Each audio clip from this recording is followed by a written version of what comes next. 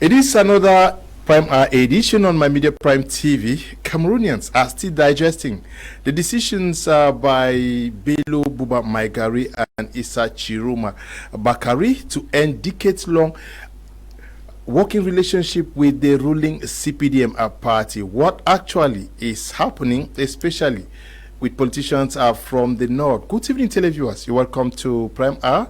We are going to be looking at the decision by these two political bigwigs from the northern regions of Cameroon, who have decided to end their long relationship with the CPDM party. Former Minister Issa Tchiroma Bakari, as well as the still Minister of Tourism, Bello, Bouba, Maigari, have decided to end their alliance with the ruling CPDM party, declaring both of them to stand for the 2025 presidential elections. We're going to be looking at this political divorce and the possible implications as far as the 2025 presidential elections is concerned, and how the political landscape in Cameroon is going to play out. With our panelists who are with me in the studio tonight, we have the special advisor to Professor Maurice Kamto, president of the Cameroon Renaissance Movement. They call him Semutaga. Good evening, we're glad to have you. Good evening, Mr. Kum Leonard, and good evening to all the goodwill people of our beloved country, Cameroon. Good evening to all the militants and sympathizers of the Cameroon Renaissance Movement who are watching this program in their respective homes. Good evening to the diaspora, who have been very supportive to a political party, especially with regard to those who are in prisons. They have been supporting financially, materially, and even morally. So we want to thank them and say we continue to love them, to continue being patriotic as they have always been, and to work with us who are back home for the development of our nation. Okay, Keja Robert Malanfe, who is representing the CPDM party, is also part of tonight's edition of the program. Good evening, Keja. Glad to have you. Good evening to you, panelists, and all those at home that will be following us, as we'll be giving our own views with current issue happening in our nation. Okay, we also are in the company of Mr. Mokage. Good evening, we're glad to have you. Good evening to you, Mr. Liu. Good evening to my co-panelists. Special good evening to all those who watch in my media Prime Television this hour, most particularly Prime Hour. Special good evening to all those who watching in Mr. J's subdivision. It's a land of milk and honey. And of course, this is a very decisive year in the life of Cameroonians. And I'm telling my brothers back at home that we shall be coming down in October to cast our votes when it will be necessary. Of course, we shall be live in the village to play our own part. Ask them to go and register. Of course, I keep saying that every day in our WhatsApp group, my dear brothers in Mr. J, you're getting my voice thanks to Mr. Kum Leonard.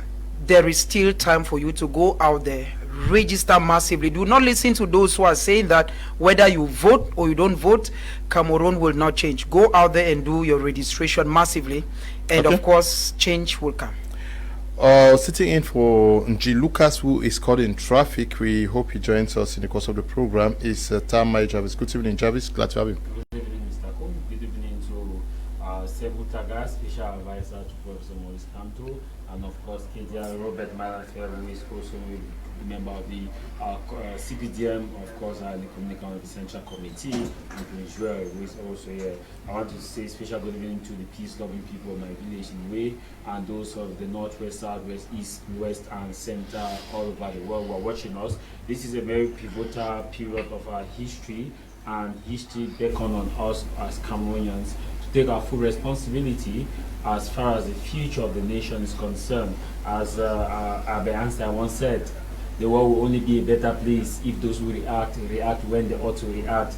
And the nation will only be a better place if you go and register, if you are eligible to vote. You go and register and cast your ballot. Don't say if had I known, because July the electorate will record and people start submitting their documents as far as that is concerned. So I plead on all peace-loving Cameroonians of goodwill, home and abroad, that the future of our nation lies in the ballot box, and that we must do.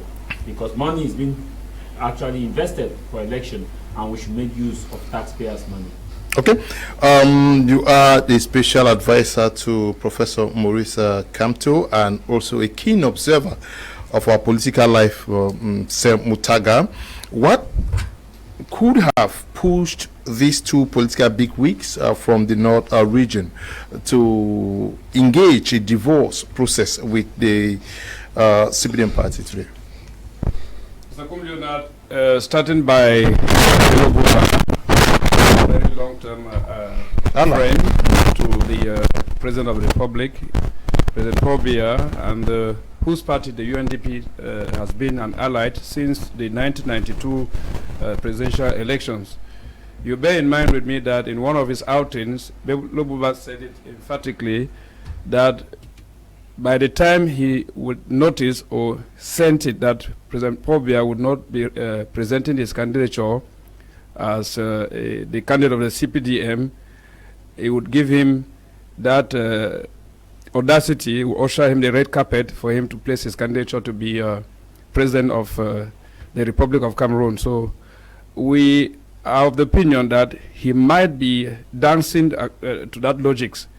Now, looking at the other government minister who just resigned, Mr. Issa Tchiroma, who's been one of those ministers that has worked faithfully with the regime in place. He too, in his recent outing, said that there is a probability that President Paul Biya would not be going in for presidential elections in 2025.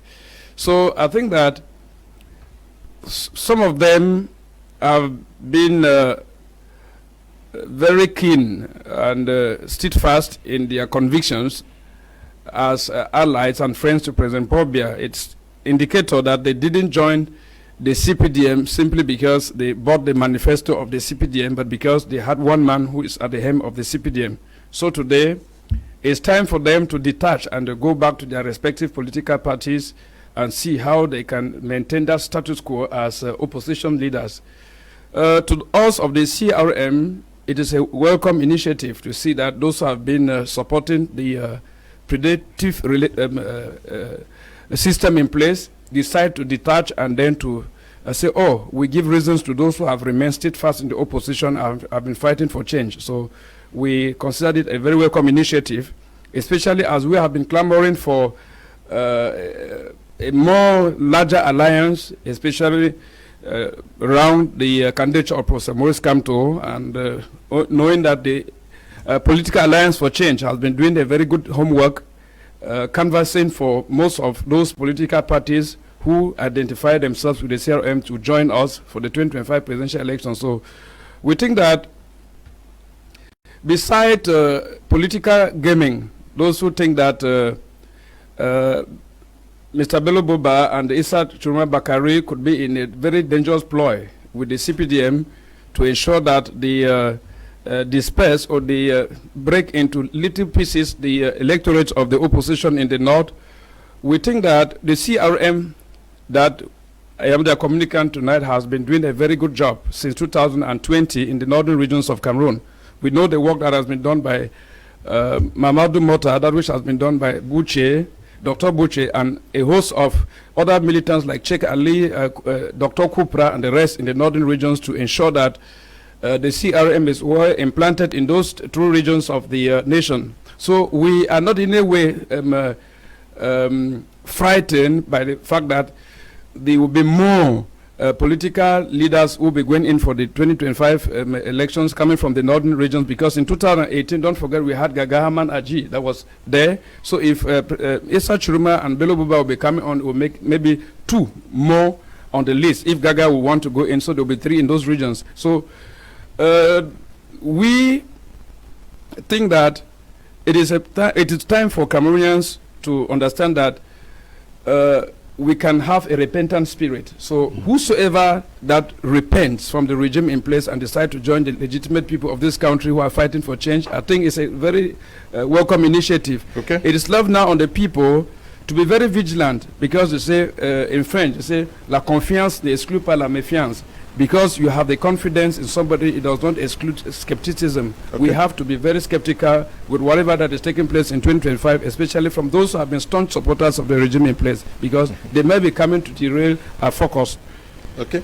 Yes. How did your party receive these announcements from these two very close allies who have worked with the party for so long, who say today, especially when you listen to Issa Tchiroma Bakari, who says the government of today has to some extent destroyed the destinies of Cameroonians. It has failed Cameroonians, and I just watched a video this evening where he's talking about he has done his time and that the future lies with Cameroonians who should decide on which path to take, which means that he no longer believes the project that is so put by your party. Firstly, that decision didn't move my party. Okay. And the main issue that our party is surprised is the reaction of people with regards to Minister Issa Tchiroma. Before he resigned, some of us on this table, I already informed some of us on this table that on the 29th of May, I told some of us on this table that he will resign, minister from the north. So it didn't move the party one way or the other. But there is one thing I want to make clear. Many people say here there was an alliance between the CPDM and the FSNC of former minister Issa Tchiroma. We should all know this. Minister Issa Tchiroma, of course, had to write to the president and inform the president that he has a lot to offer to the nation, and if he's a minister, he will have a better role to play in the nation. And so President Paul Biya decided to appoint him as a minister, and him being a minister, he continued with his party. They have about 3 parliamentarian and 17 councils that they control, that he is doing everything, and he decided on his own to support the head of state during presidential election, the same as the president of PADEC, Jean de Dieu Momo, decided to support the president of the republic, the same as we saw the G20 that decided on their own to support the head of state. We didn't have any alliance with Minister Issa Tchiroma. He has decided to resign. That is his business. We appreciate him. I saw some pictures all over the social media with former Minister Issa Tchiroma where there were palm fronds, and he says it is a school. But the funniest thing about it is that that particular area where he took that picture, the mayor there comes from his party, the parliamentarian there comes from his party, and he is an elite from that area. And I asked myself a lot of questions that what was he trying to show? The same minister that have been having budget for employment for the youth for over 4 years, where he has been having his budget and he has received it in full to do his job, but still he resigned and say that youths don't have job. I asked myself question that what has he been doing with the budget that he has been given all the years to ensure that Cameroonians you do have their jobs. Talking about of course the president of UNDP, Minister Bello, who is still a minister. Of course, yes, the CPDM had an accord with him, and he was and is still very faithful with that accord. And he says that he will be a candidate if President Paul Biya is not, because he has his agreement with President Paul Biya to always support him. That is why he has his own political party and have council that he will drop his candidacy. You see, Mr. Kum Leonard, that's politics.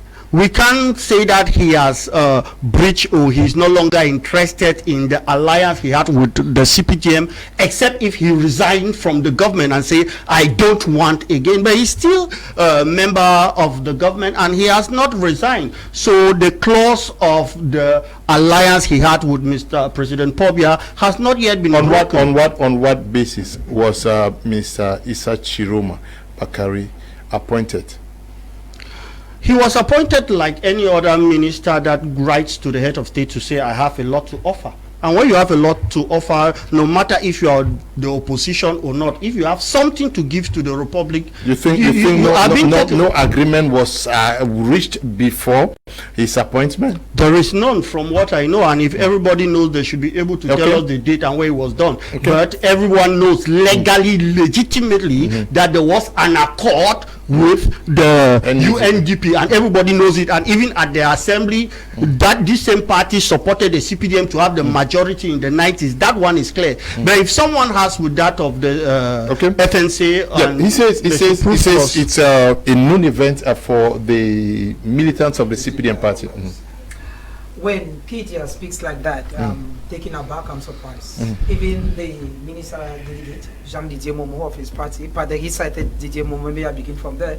Even Jean-Didier Momo called the action of Tchiroma Bakari as treason, which means betrayal. The truth is, we have one of your very key militants in the name of Ajia Awa, who explains the negotiations that went through before he was appointed. Please, go on. Yeah. Now, what I'm saying is, and she talks about treason, like you are saying. What I am saying is, let's face the truth. If any militant of the CPDM tells you that the divorce of Issa Tchiroma Bakari and Bello Bouba within the CPDM is a non-event, their line is a fat lie. It's a very big fat lie. Let me I'll tell you what will happen. Now, when you look at someone who has given his support to the CPDM for 28 years, like Bello Bouba Maigari, when you see someone who has given his support to the CPDM for 20 years, like Issa Tchiroma Bakari, divorcing in 2025, and you think it's a non-event, then it's a fat lie. I'm going to give you examples. One, the first assistant mayor for Meganga has resigned from the CPDM. Where has he gone to? Yaya Bello is a friend, has resigned from the PCRN and openly joined Bello Bouba this Saturday during their central committee meeting. Now, many persons have resigned, even within the CRM and other political parties, to join their brothers. It tells you, Mr. Leo, that we are just living in a country where we just feel that anything can just be waved to the left hand. The second thing, Mr. Leo, here is to have someone who could lay down his life for this system, like Issa Tchiroma Bakari, come out and say that I have decided that I am no longer with the system. It just tells even a child who is still in the secondary school that all is not well. If you look at how indefatigable Issa Tchiroma Bakari was supporting the CPDM and President Paul Biya. A case in point is a crisis from 2016. We had images of people who were murdered in Garbu, where the then Minister of Communication said it happened in Niger. That was not Ngabu, it was something that happened in the north. Okay.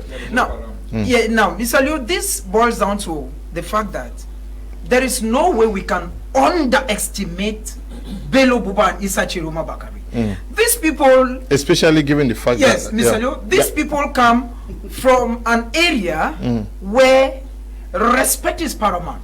Okay. Where an elder, once an elder speaks, it becomes law. I bet you, Mr. Leo, that it will not be business as usual come October. That is because there are people who are saying that no, Tchiroma was in a position, maybe because he thinks that he wasn't more visible, or that maybe he wasn't having much into that system. That's why he backed out. But not Mr. Liu. Tchiroma, a minister is a minister. I was asking someone that if you know what it means to be just a driver to a minister in this country, if you know what it means to be just a cleaner, if you know what it means to go close to a minister just for 1 hour, I don't mean 2 hours, it takes a lot of reflection, it takes utmost courage to resign from a system. And to me, I think that Bello Bouba and Issa Tchiroma Bakari have taken a very bold and daring step. Maybe I should tell my brother Kedia that Issa Tchiroma Bakari enters the annals of history as the 4th ever minister, was resigned from the Bias government from 1982 till date. It takes a lot of courage. It's not easy. And I think that if I were within this party, the CPDM, I would have cornered them. Brother, who have been together for 28 years. Mr. Leo, in today's Cameroon, a child of 28 years is no longer living with their parents. A child of 28 years should have gotten married. So 28 years is not 28 days, not 28 months. It took these people lots of consideration, lot of thought to have taken the decision. And Tchiroma himself, it took Tchiroma 20 years. Tchiroma has been with the government since, I think, 2007. voting age. Now, he has been there since. And this is someone who has held very strategic positions. When you look at somebody like Bello Bouba Magari, Bello Bouba is the first ever prime minister under the Bias government. To have someone who has been prime minister, head of government, Bello Bouba Magari. And he is not only a minister, Mr. Leo, he is minister of state. There are just 4 state ministers in Cameroon. You have Minister of State, Minister of Tourism and Leisure, Bello Bouba Magari. Minister of State, Minister of Justice and Keeper of the Seal, Laura Issa. Minister of State, Secretary General of the Presidency of the Republic, Ferdinand Gongo. Minister of State, Minister of Higher Education and Chancellor of Academic Orders, Jacques Famdongo. It is not easy to have a Minister of State resign. So if someone tells me, like most people are saying that it's a known event, I just believe that it's politics. And of course, let's just ride on. But the truth is, there is a reality that is facing us. And there is a message that has gone through. Could this cause a shift or cause a major impact for the CPDM's whole in the Grand North? Of course it will, whether Kedia, my very good friend and brother, likes it or not. It will, because let us not actually neglect. I'll use an anecdote here. If a car breaks down at Double, a single car, and spend 10 minutes at the middle of the road, within 30 minutes there will be traffic. So you cannot say the breakdown of that single car does not have an impact on that road, and that may go for 5 hours, just a single car. Why? Because there are so many cars that are blocked by that single car. There are so many voters who at that same pedestrian were queuing in with Minister Tchiroma to vote for the CPDM party when it comes to presidential election. And I will bet to explain that from 2011, let's take 27, right to date, Minister Tchiroma's party has never gone for presidential election. Who have they been voting for? Automatically is the obvious, President Paul Biya. If we look at the same thing with UNDP, since after 1992, who have all their supporters, a party militant, be voting for presidential election? President Paul Biya. Now let's say it is a non-event from the perspective of my brother Allaince. Let's look at the fact that in Mr. Tchiroma, the number of councillors that they have, just that number of councillors will reduce the CPDM votes in the north in that particular municipality. The same thing goes for Minister Bello Bouba. I'm not saying resign. I'm not saying Mr. Bello Bouba resign. I'm saying presidential. He has announced his candidacy as the 2025 flag bearer. So if you take the total number of people who will vote for him in his party, if he as he's going in for presidential election, remember he meets the criteria. He has councillors. He has parliamentarians. This one is not an argument of whether he meets the criteria or not. So if you look at the deontology of this process, whether we go left, right, center, it is going to seriously affect the CPDM party for this election. Let me go statistically. In 2018, how many persons President Paul Biya won the election by how many votes? It is about 2,700,000, if my memory still stands. How many eligible voters voted? 3 point something million. Now, of that 2 million, are we sure that if we go by that statistics with the Minister Tchiroma's effect and Bello Bouba's effect, are we sure they are going to have that almost 2 million something? There will be a shift and a reduction, and therefore what will be a joker is where oppositional come a coalition, because there are a good number of persons who registered but did not vote based on the fact that they did not see the opportunity. Let me tell you one thing that is going around now. The Minister Tchiroma's resignation and Bello Bouba's announcement as presidential bid has energized a lot of people to go and register to vote, because they know that there is hope at the horizon, because they used to think that nothing can happen. And it bets you, if you go by statistics from Electoral now, from when all this, from next week or this week, move forward, you see I have a lot of people in my office within the university that told me that they are going to register. These were staunch people who said that nothing will happen, whether they vote or don't vote, nothing will happen. And now they came and met me that, Mr. Jarvis, what you have been saying is that let's first of all go and register. There may be a surprise and we should not be caught off guard. We are gradually seeing that surprise. Let us go and register. And again, I'm not expecting a different reaction from the CPDM to downplay it, because it is politics. We expect this downplay. Fact before I leave is that we must consider 3 facts here. 1, Minister Tchiroma's resignation was based on his personal intention and his aspiration as head of his party. They have a vision, and that vision only them know how they can achieve it.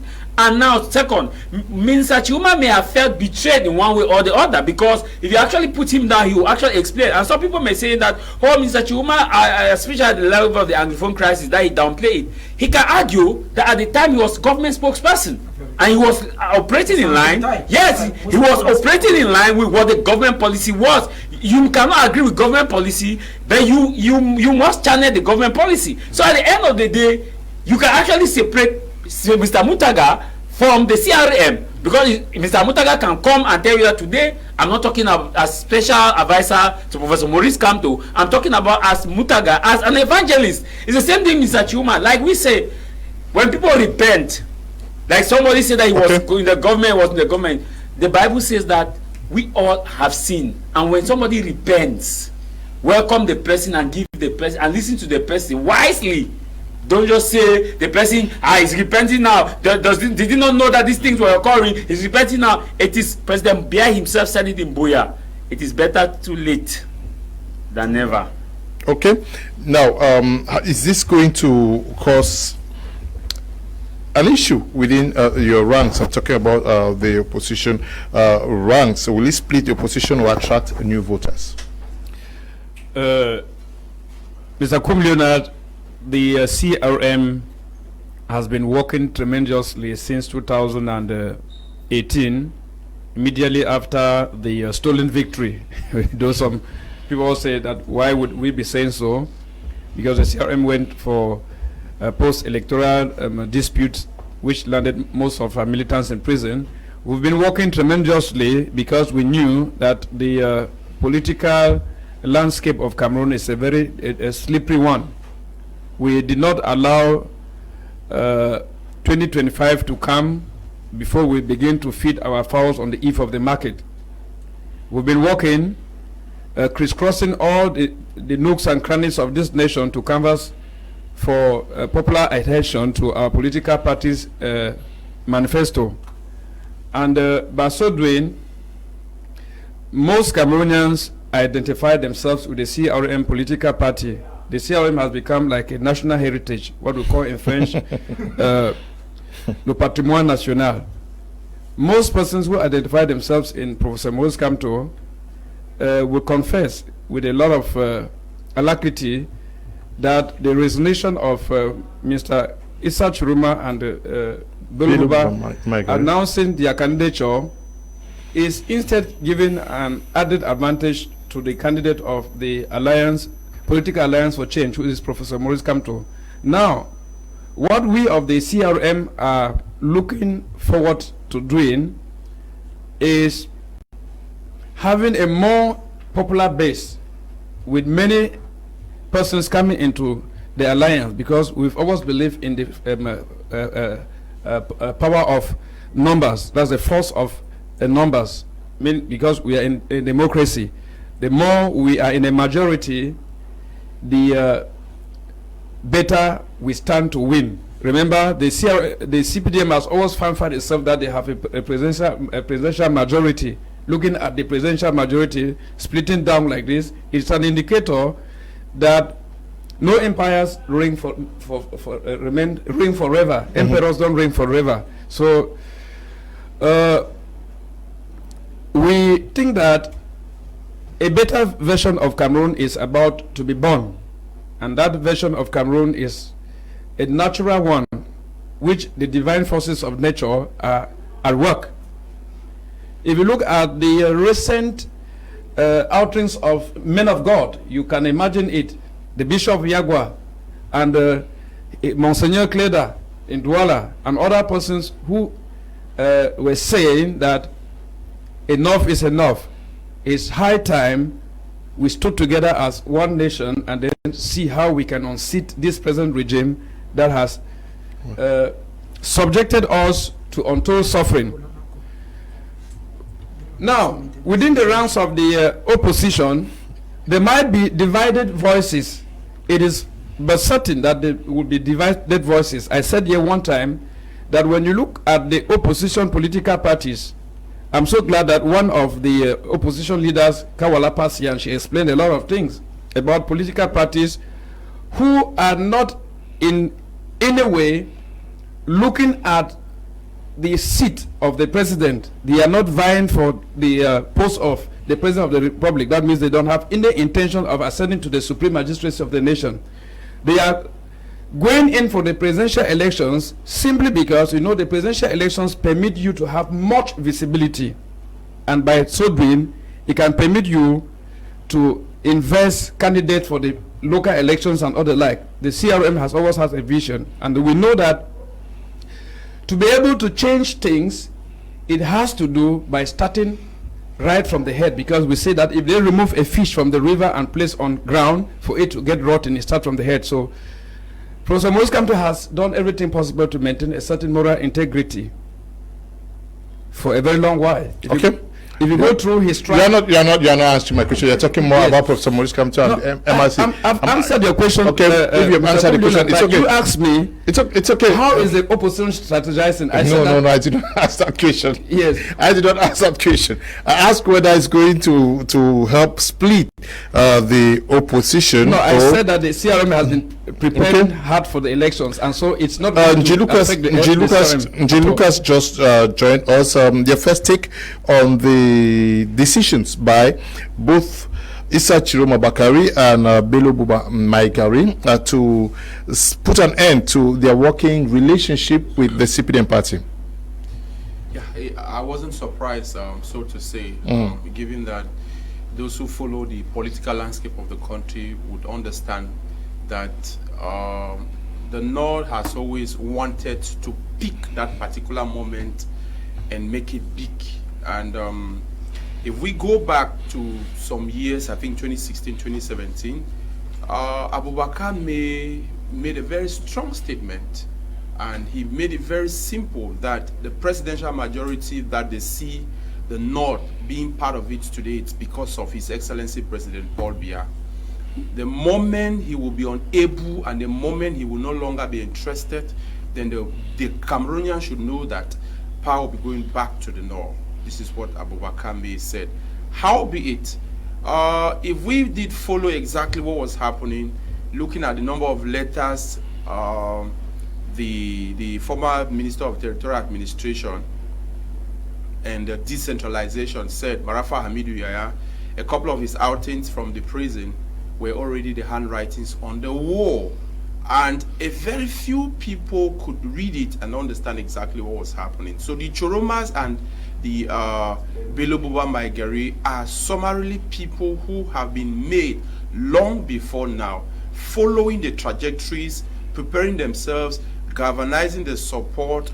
They were always at the doorstep of their people because they knew that someday President Biya will not be physically fit, mentally fit. Nature will take its course for dates to come up and pick up what they think was taken from the North. And today I am not surprised because Issa Tchiroma Bakari, for those who of course do not know, though having his own party, the National Salvation Front, but said he was going to surrender through the demands of his members of his party, the position of the presidency of his party as concerning presidential elections in this country from the time he took that decision right up to 2025, the week that he announced that members of his party have now realized that a lot is not on the ground as they anticipated. People join certain groups, alliances, hoping to have the best from it. But the moment it can no longer serve their interests, of course their interest here is not limited to they living the life we may be seeing, but I want to believe that as a political party, as a man who is leading a political party, he understands that there are a lot of people who are now defecting from his party to other parties. There were a lot of people who had felt like they had not delivered what they have wanted for all these years, and they decided that all they would do at a moment like this is to defect from that union that has left Cameroonians in a very terrible state, such as what he enumerated And if you look at the people in the north, based on what Issa Tchiroma enumerated, the very first day the information began circulating, wherein some saw as some rumor, and they thought these things had not been said by Issa Tchiroma Bakari himself. At the end of the day, he said a lot of things, and one of the things he highlighted was the aspect of no roads, no schools, to the extent that he began taking pictures from schools where children are studying under thatch houses. How real are these pictures? I see those as more of Photoshop there.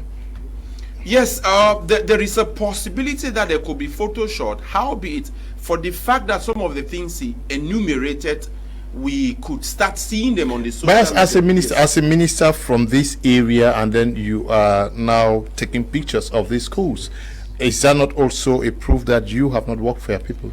Well, you know, being a part of a government, that we all know, it is difficult for you to come into a government with your own vision. Issa Tchiroma Bakari was co-opted by President Biya to be a member of his government. He's been there for long. Yes, he's been there for long. He's been there for close to 20 years. 20 years. And he was there co-opted by the president to work with, to take his vision, President Biya's vision, on the ground. Now, it wasn't in the place of the National Salvation Front to start deciding on policy.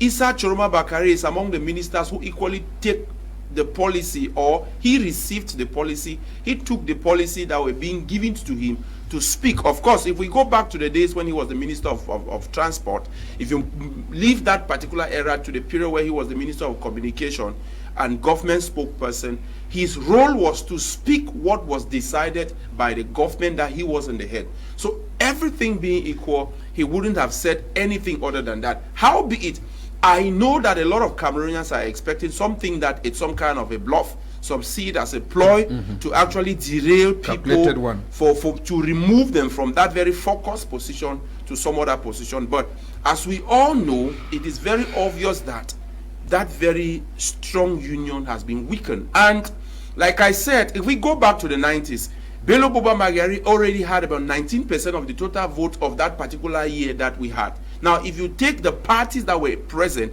and you start dividing the percentage, I think CPDM itself had just about 32% or thereabout. Now, when you put all this together, you will realize that Bello Bouba Magari had a lot to do.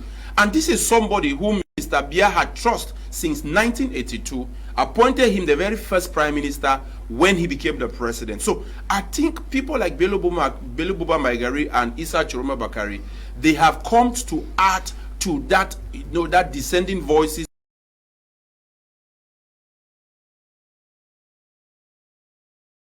and within the East region defecting from the CPDM party, because it is a moment for people to start strategizing, and their strategy is power is leaving them. So what becomes of them if they should continue?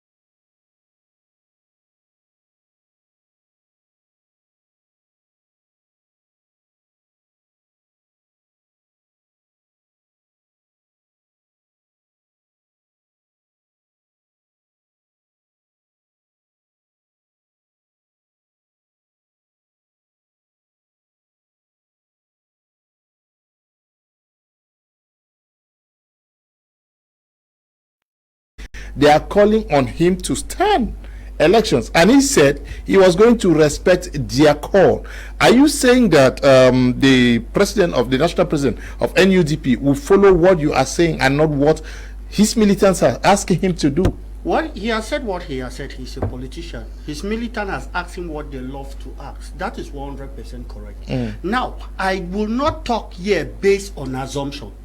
Till he resign, they will understand that there is a divorce. He has spoken, but he has not resigned. It will not be honest for me to sit here and say he has divorced like with the CPDM, like my co-panelists are saying. When he will resign first, which will violate one of their court, then I will accept. Are you saying? Is there a law? And we understand one of his statements. You continue, please. He said a conditional statement. This is the second time. Continue. I'm listening. Yes. No. I just want to clarify our televiewers. Are you saying that he cannot run as a presidential candidate as a minister? As I was explaining, yes. One of the accord, he's a minister and minister of state, right? Due to his agreement with the head of state, that one is clear. It's not. You saw the agreement. And as I earlier said, I'm a communicator of the Central Committee. I don't talk because I'm just want to talk, please. I represent a body, Mr. Kum Leonard. Yes. Thank you very much. Let me proceed again. He is still a minister. He has not resigned. And we all accept that he also gave a conditional statement that if President Pobia is not a candidate, he will be a candidate. That's what he said, right? On now Saturday? Let me go. Is that what he said on Saturday? Yes, that's what he's there. Now let me go again further to say, the president of the Republic will call the Electoral College, and from there we have 10 days to deposit document. We don't know if President Pobia will deposit his candidate maybe the last day, the last second, the last minute. I don't know how Minister Bello Bouba will know to deposit his own. As I earlier said, we are in an accord.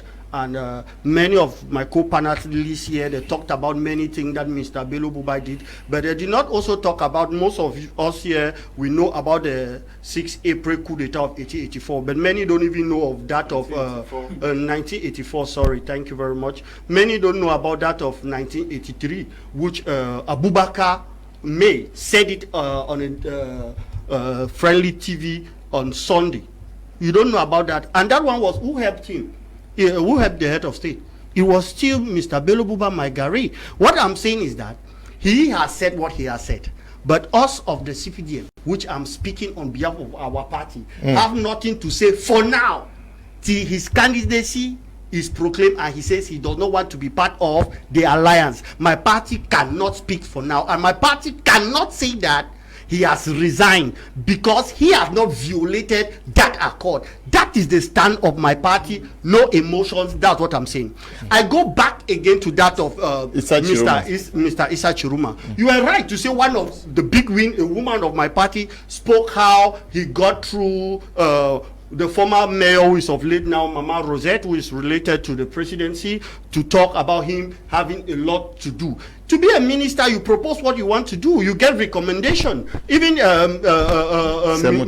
Minister Maurice Kamto got a recommendation for the present Minister of Justice at that time. To have recommendation is normal. He had a recommendation and he was appointed, and he decided that he would support the head of state. That does not mean there was an accord. That's what I say. For him to decide to support the head of state because he was appointed does not mean he has an accord. For him to, for Minister Jean de Dieu Momo to be appointed and he decided that Padek will support the head of state during presidential election does not mean that they have an accord. If 20 political parties decided to support the head of state, it does not mean that there was an accord. It's their decision.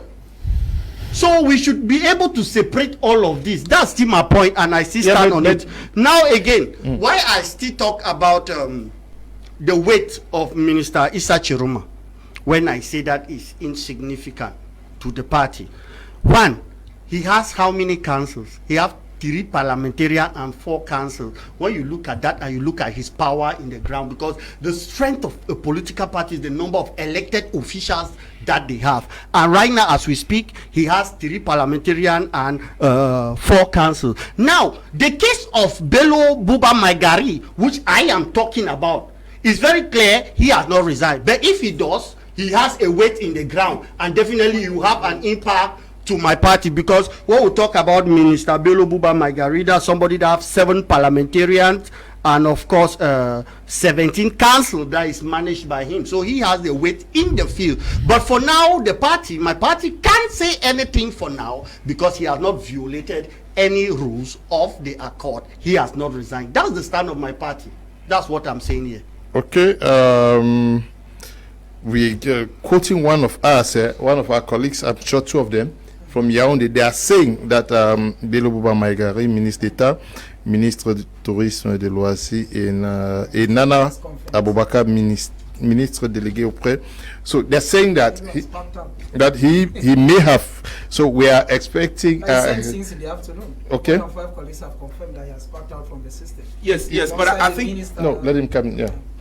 Yeah, from what colleagues have written, Mr. Rumors. Yeah. Rumors. Yeah. Yes, for now. Opinion holds that. But I think that from what I've seen, you know, at times there's what in journalism we normally call credibility and integrity.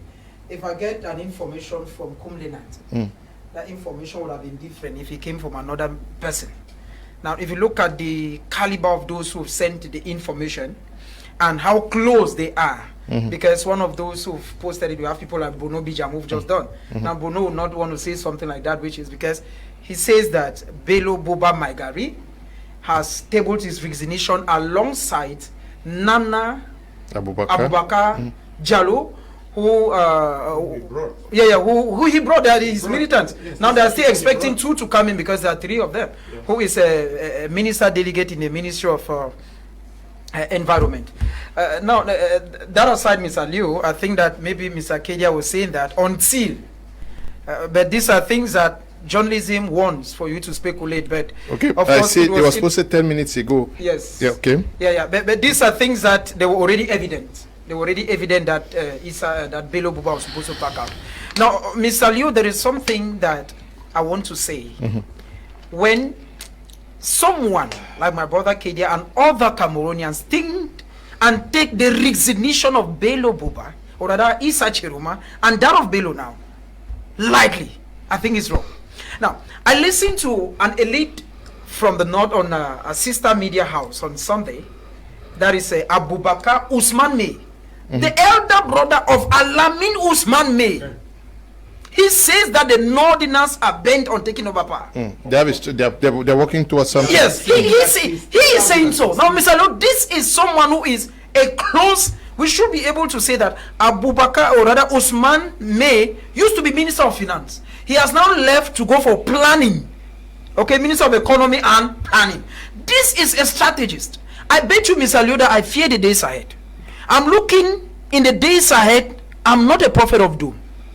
But if I were to come back in the days of Peter Kings, may he so rest in peace, he used to predict in his newspaper and things occurred. If one were to predict, I look at days ahead where a lot of Northerners are going to leave the system. And if they leave, as they are already doing, Mr. Liu, when Bello, Bouba and Tchiroma pack out, already their brother, I am not stigmatizing anybody, but when you look at those of the north, they believe so much in what their brothers say. When you hear Issa Tchiroma Bakari saying that the elections this year is not only an election, but let me quote him, he says it is an encounter between you and your conscience. And he now portrays a school that is ongoing in his area and says that, look, this is what we've been going through. Mr. Liu, it is better late than never. When someone says that, where was he 20 years ago? Where he has this one been 28 years ago? Mr. Liu, there is a head of state who is called President Paul Biya. We have had situations in this country where the Prime Minister himself takes a decision, he's head of government. And we've had ministers say, no way, you cannot come and tell us things here. We have had the Secretary General of the Presidency inform the Prime Minister, you need to do this. Now, he just comes to tell you that these people may have had a will to bring development. But now, do they have the yam and the knife? They may not have the yam and the knife. And now, if you have someone who is within the system, he backs out, and his minister delegate follows him, it tells you it's a message. What becomes of a bike rider out there who comes from that area and has a voter's card? What becomes of, I'm not minimizing, I'm not stigmatizing them. What becomes of someone who has been following his cattle, a headsman, and has a voter's card? He will now tell you simply that if I understood full they would have spoken, but he will just simply tell his brothers in the dialect that if our own eyes and ears for 28 years, 20 years, sees nothing with these people, what are you still doing there? to me, Mr. Liu, is a very dangerous signal that if I were President Paul Biya, Mr. Liu, I would have gone closer to these people, Mr. Liu. I would have gone closer to the Tchiromas and the Bellos and tell them, please come back to us. What should be the posture of opposition parties towards these guys who have worked for decades with the government? Issa Tchiroma Bakari has worked with government for so long, as well as Bello Bouba Maigari. He's been there for so long. How should they be welcomed into this new uniform of opposition parties today? Mr. Kum Leonard, we must accept that this experienced statement. They are experienced statement. They have gotten experience, whether they have been with the government of Mr. Biya or that of Ayijo, but after having served a state as a minister for over 20 years, it shows you've gotten some experience as a statesman. And so their words cannot just be taken for granted. Whatever that comes out from their mouth has to be scrutinized. The opposition that has been working since the last election is quite aware of the different challenges that await them, because the resignation of Bello Bouba and Issa Tchiroma is coming in maybe to change the dynamics. There is supposed to be a new vision on how to re-strategize for a more larger alliance, and a lot of talking has to be done. That notwithstanding, we think that the man that has been in the field, or the opposition parties that have been in the field working, have been working so well.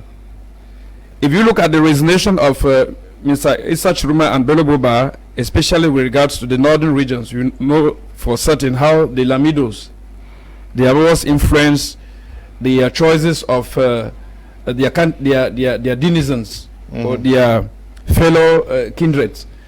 You understand that this resignation has come to liberate the consciences of the northerners. He has given them, he has come to free them from the pressure they used to have from the Lamidos, because now there will be two sons of the northern regions that will be talking to them. Of course. And beside the two sons of the northern regions, there will be other persons like Professor Kamto and other politicians of the opposition.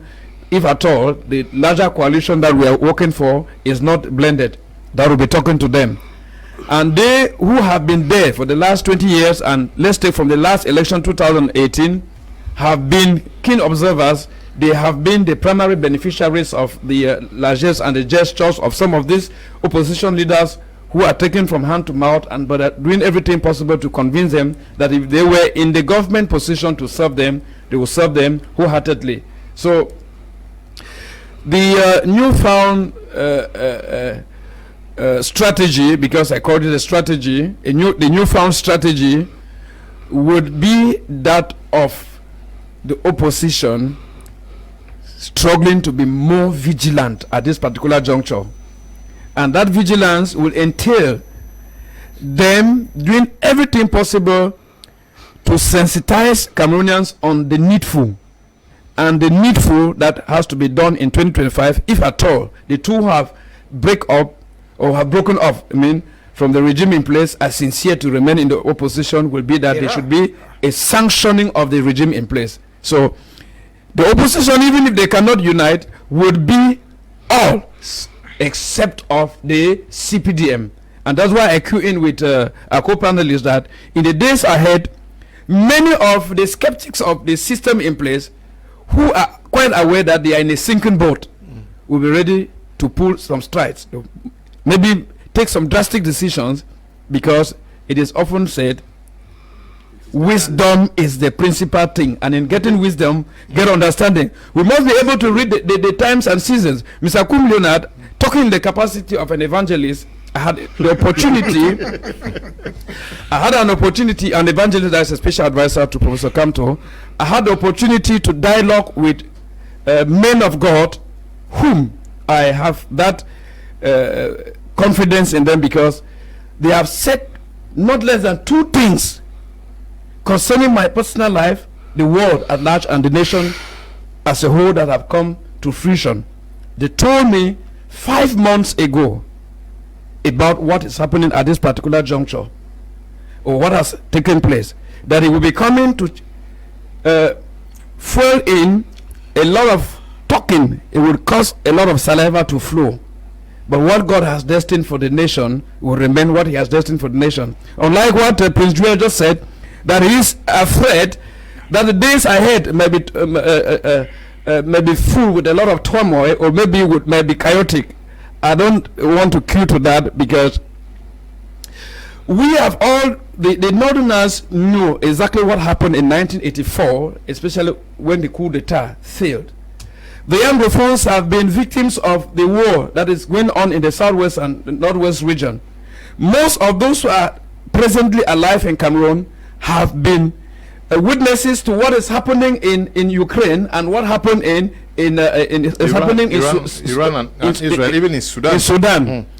We of the CRM have always been of the opinion, or the position, that ELECAM, that is the the body that's in charge of organization of elections, should do everything possible to organize a free, fair and transparent election. That's why I saw that Professor Maurice Kamto in his recent outing was very, very frank, especially when he took on the United Nations, who came to Cameroon on invitation of Eno Abraham Ebwe and Eric Sousé for a working session and a pact that was signed without involving the opposition parties and other stakeholders. So, we consider that as a ploy. We consider as a ploy to rig elections in 2025 and tell us that the elections were validated by the United Nations, because we saw what happened in 2018.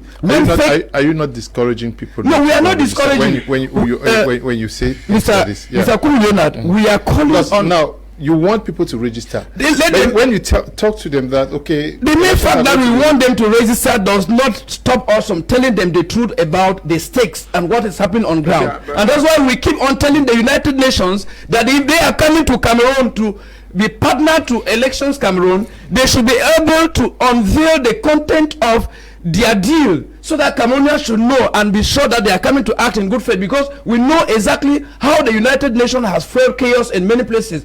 When elections took place in Cote d'Ivoire, you know exactly what happened there. These are baseless accusations. I think what is most important is that we should avoid discouraging, of course, the potential electorate. We have struggled and beat out political apathy. We have struggled and we have beat out voter apathy. My brother, what we need the most right now is that we want to see the people going to register. The first thing, if we go in for the 2025 elections expecting that a body that like the United Nations will be coming in for transparency, and it is not transparent, it will be the greatest of all the deception. Those are baseless accusations. The first thing you need to note is you do not understand the terms.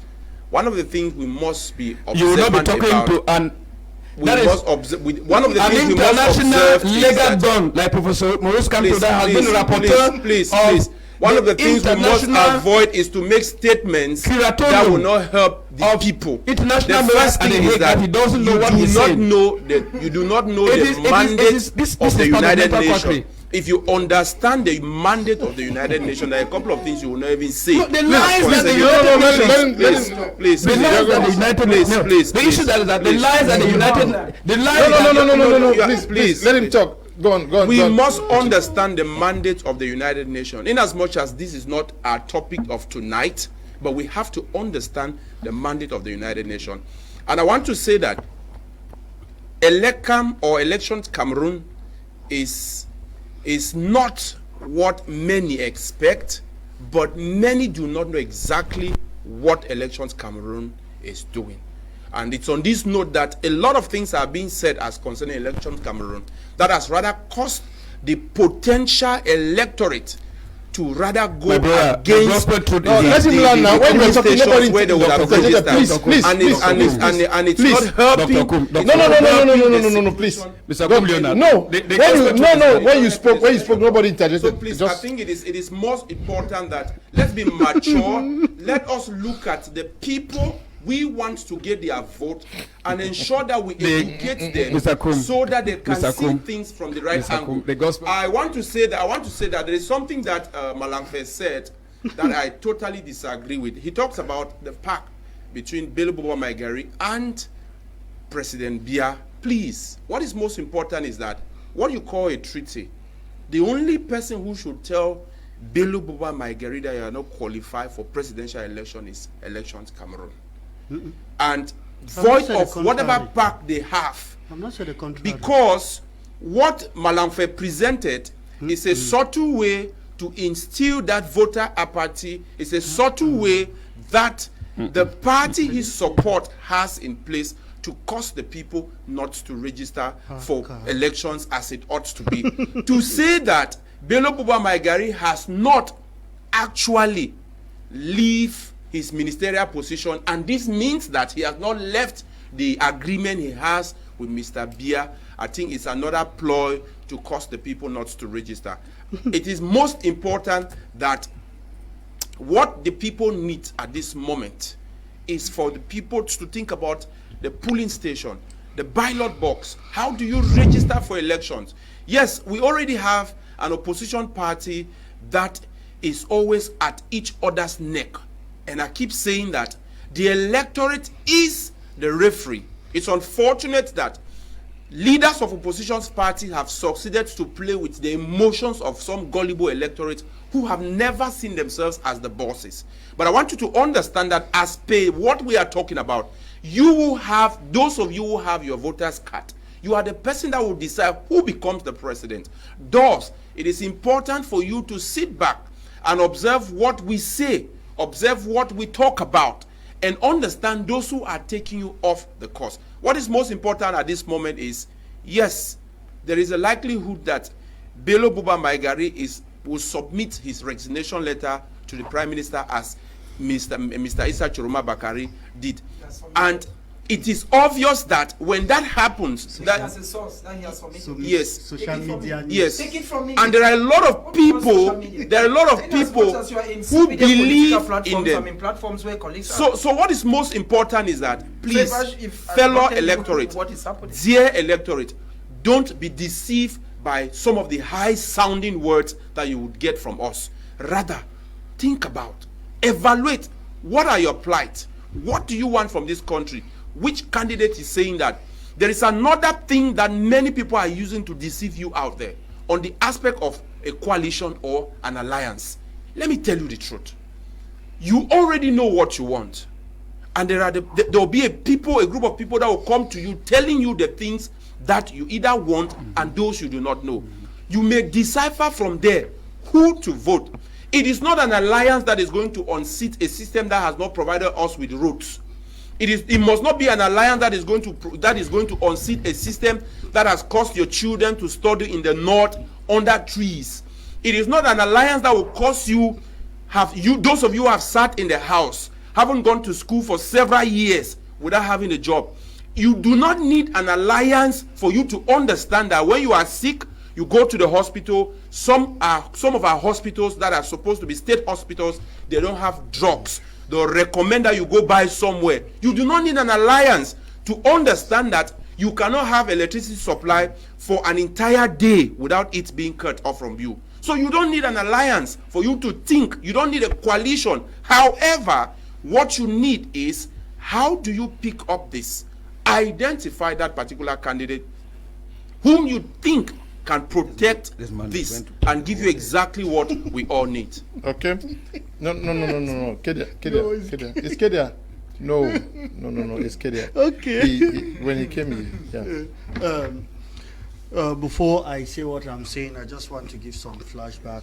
I did not say Issa Tchiroma is not Minister Bello Bouba Maigari is not qualified. My co-panelist here said that it's only Elecam that can say that. I have not said he's not qualified. All I said is that as of now, me being on this platform, before I came here, he has not resigned. And I am speaking on behalf of a party. And for now, we don't have anything that shows to us that that accord has been broken. So as a communicator of the whatsoever you want to put into it, I cannot say anything now on behalf of the party. That's what I say, and I stand by it.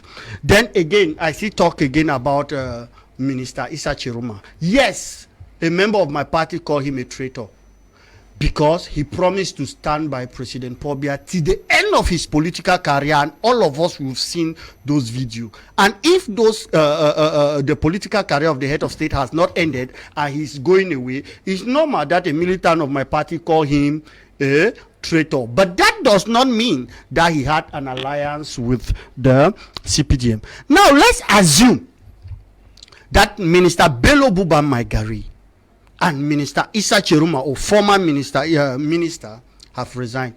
Let's look at the political weight of this political party in the three northern regions where it is their base. I will take, for instance, parliamentarian. All the three regions, the north, the far north, and the Adamawa, they have 56 parliamentarians, and the CPDM alone has 44. That of Issa Tchiroma has 3.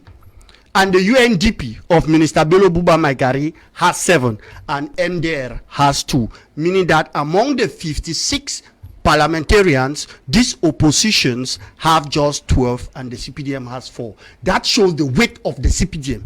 Let people don't think at home that these two politicians resigning, they have the weight of their party is so powerful in this region. No, the CPDM is powerful than them. At the level of parliamentarian, we have 75% of the parliamentarian in those regions, and all of them, they are sharing about 25%.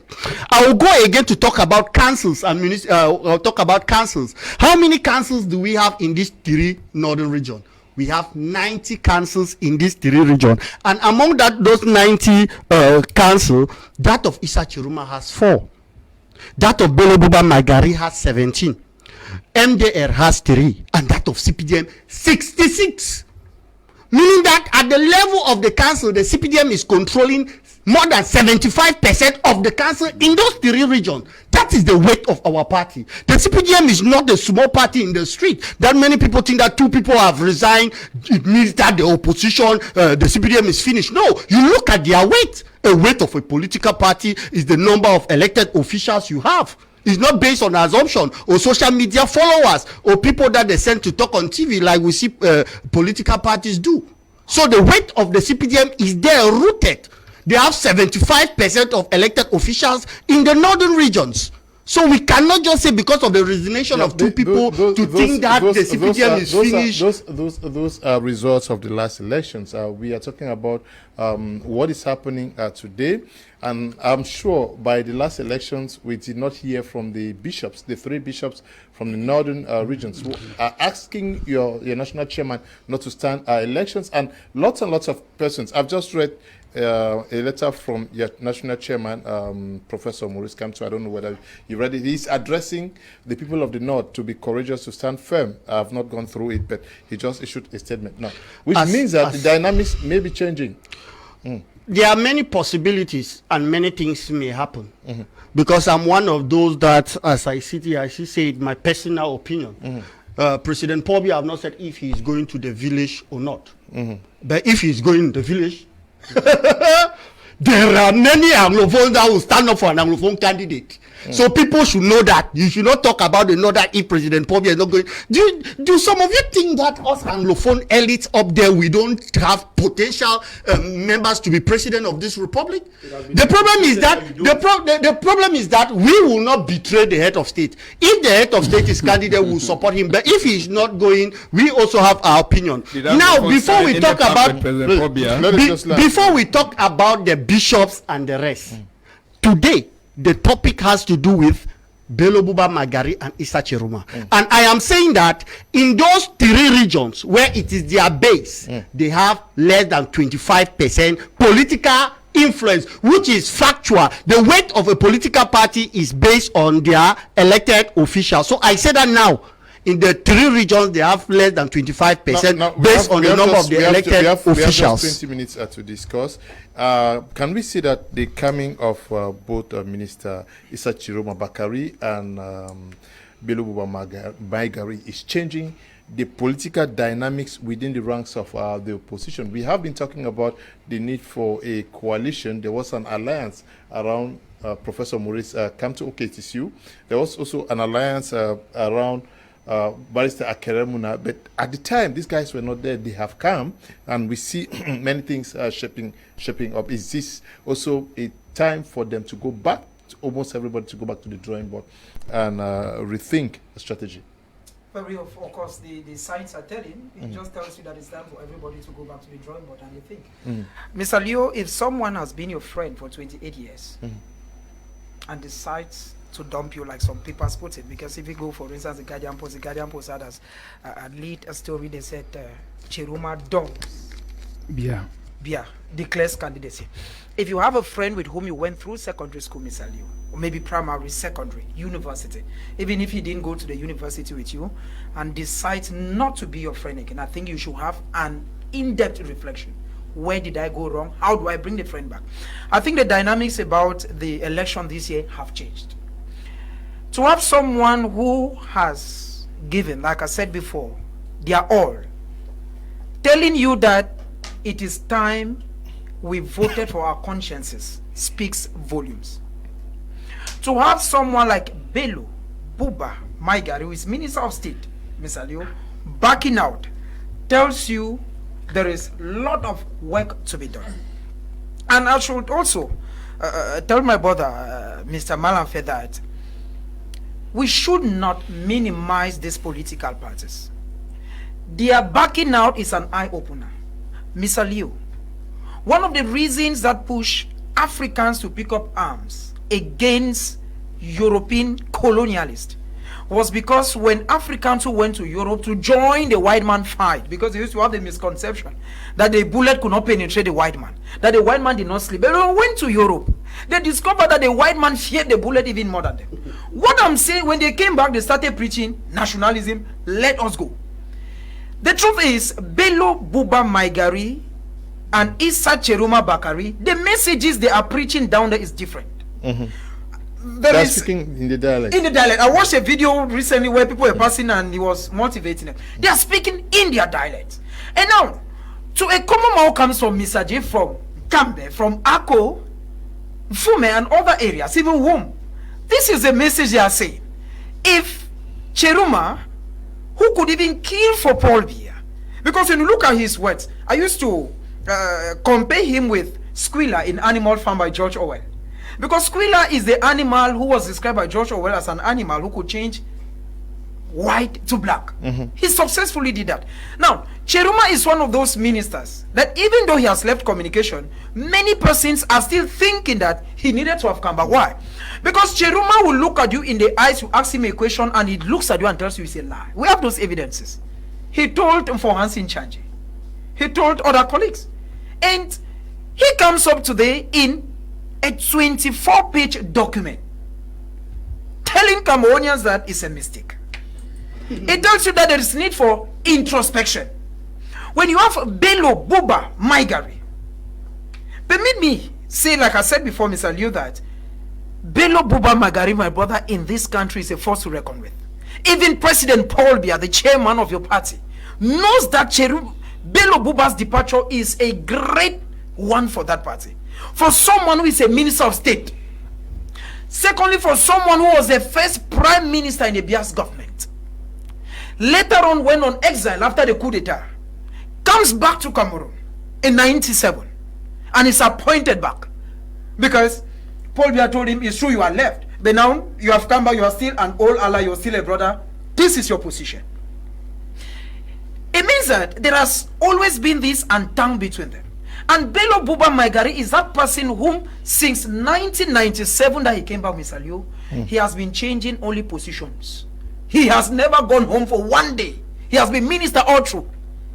It tells you that. Just like Issa. Yes, it tells you that his departure. I know, Okay. and I've been with. I want us to look at one aspect. Issa Tchiroma Bakari was government spokesman, which means that he was a #1 defender of the government. Mouthpiece of the government. Government spokesman means that he believed so much in a government, when he comes up with a new vision, is it to say he has studied and sees the future and can no longer see anything useful in the system when he says, I'm moving away? And he goes out there to tell the people that there's nothing there.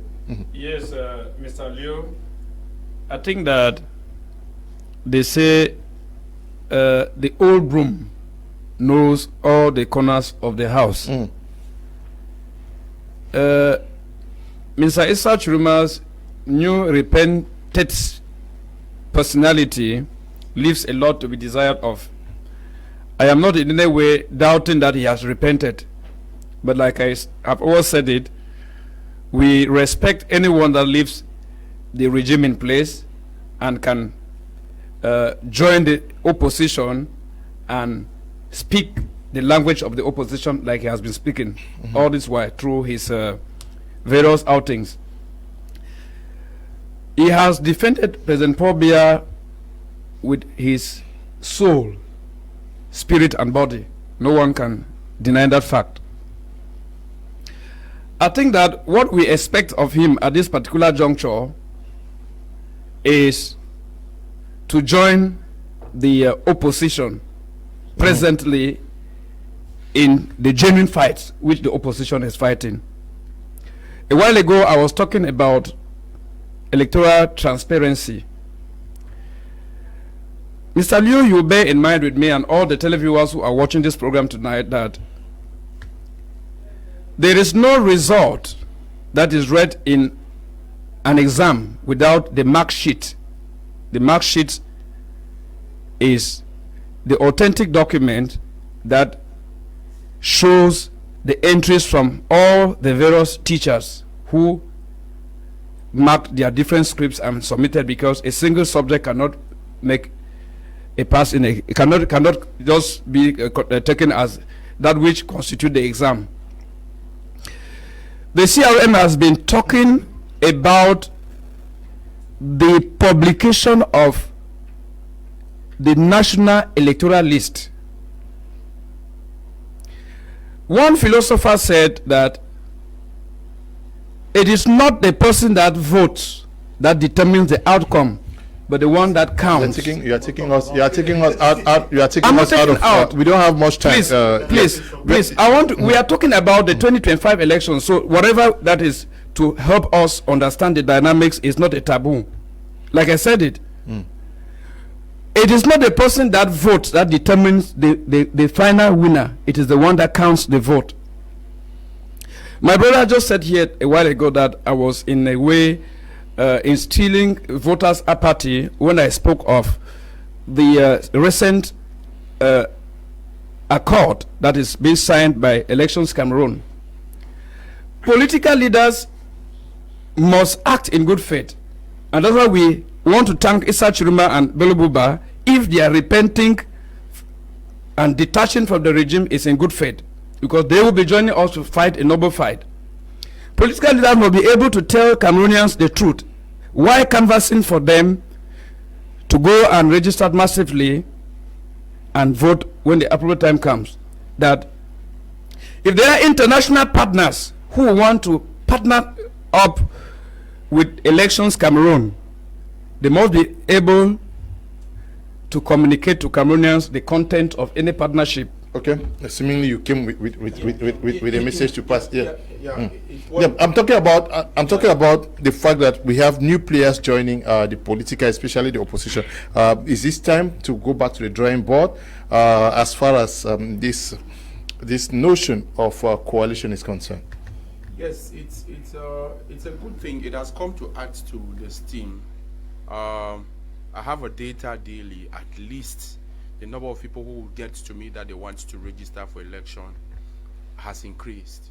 There are people who still do not know where certain polling registration booths are, and most of these people will get to me because of the level of encouragement that I've actually had on them. And it has come to add in the sense that many had wanted more. Whether we take it or leave it, Issa Tchiroma Bakari may may be having only 4 members of parliament. But every member of parliament within that particular area has a number of people he controls. Issa Tchiroma Bakari may be having only 7 councils, but the 7 councils he controls means a lot in the field of politics. Now, Issa Tchiroma Bakari is also preparing for the 2026 municipal and legislative election. It's not all about presidential elections. As every other party is preparing, it is the same way these people are preparing. Why are we trumpeting Issa Tchiroma Bakari and Bello Bouba Maigari and Bouba Bello, who also left the PCRN? This is because these are people who before now were not part of a small group of people somewhere, but they want to create a small group of people to attack a larger population because they have understood what that larger population needs. Now, the issue of a coalition or an alliance, the fact is, most of those who talk about coalition and alliance have always said that the sociology of the country, most sociologists are not consulted to explain and give it to the people what the people need. And if you go by the anthropology of the people in the north, they have this belief system, and with their belief system they can align easily with a particular people. And that is why if I want to go to the north to talk to them, like I saw Maurice Kamto a while ago or some days ago, he went into that area in their regalia. That is to tell you that anthropologically he wants to identify with the people. So we must know these things, and I've always said that we should not be misled to think that the people up in the north must reason like those of us down in the south. There is this fact. The problem with most opposition party is they have not understood how to partner in certain areas. And I will say that for the sake of education, the CPDM party, in creating its presidential majority, went into some partnership in certain areas. That is what they did. The opposition needs to go into some partnership that my presence in Mamfe probably will not be needed because of the anthropological connections with the people around that area. Their sociological setup within that particular area may not reflect those in the north. But because we have a common fight at the level of the presidency, I am going to galvanize people for you at this level, and you will galvanize people for me at that level. And when we move up to the presidential elections, we will talk to our people. It must not necessarily be through that very loud coalition that many are expecting. I've always said this. If you go to the United States, we do not have only 2 parties. We hear of the Republican and the Democrat Party. There is a Green Party. There's a Brown Party. There are so many parties in the United States of America. But as concerning elections within the government, they are close to 200, for those who do not know. Now, when you go to the United States, for example, as concerning presidential elections, those other parties you have never heard of, they are working at the level of the grassroots. One of the things you will find with them, you have people like the mayors we have here. If you go to some of those areas, these are the people you have. So the problem in Cameroon is that those who have defected from the presidential majority, we should not forget, they went into the presidential majority with at least 100 people from their respective parties who now have positions in the government, directors, deputy ministers, and the rest. So when these people will defect, others will have to follow. And when they follow, that is how the number will be further broken, because there are people that some of these people also control, and it's going to count a lot. So what the opposition needs to do is, there is no need to take at each other on the neck.